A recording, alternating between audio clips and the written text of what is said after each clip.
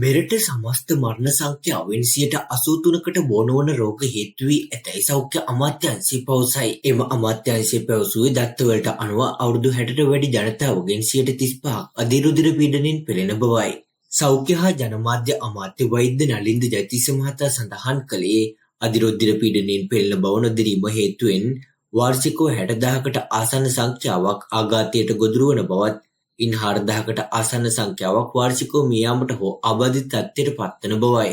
අමාත්‍යවරයා පවසා සිටී මෙරට වැඩිහිටි ජනගහනයෙන් 20%ක් දියවැඩියාවෙන් පෙළෙන අතර ඔවුන්ගෙන් 41% ප්‍රමාණයක් ප්‍රතිකාර ලබා නොගන්නා බවයි. සෞඛ්‍ය හා ජනමාධ්‍ය අමාත්‍යවරයා ඒ බව පවසා සිටී මෙරට ප්‍රාථමික සෞඛ්‍ය සේවා පද්ධතියේ ගුණාත්මක භාවය හා ප්‍රවේශය වැඩි දියුණු කිරීම වෙනුවෙන් ලෝක බැංකුවේ මූල්‍ය ආධාර මත ක්‍රියාත්මක කිරීමට නියමිත ප්‍රාථමික සෞඛ්‍ය සේවා පද්ධති වැඩි දියුණු කිරීමේ ව්‍යාපෘතිය ආරම්භ කිරීමේ උත්සවයට සහභාගී වෙමින්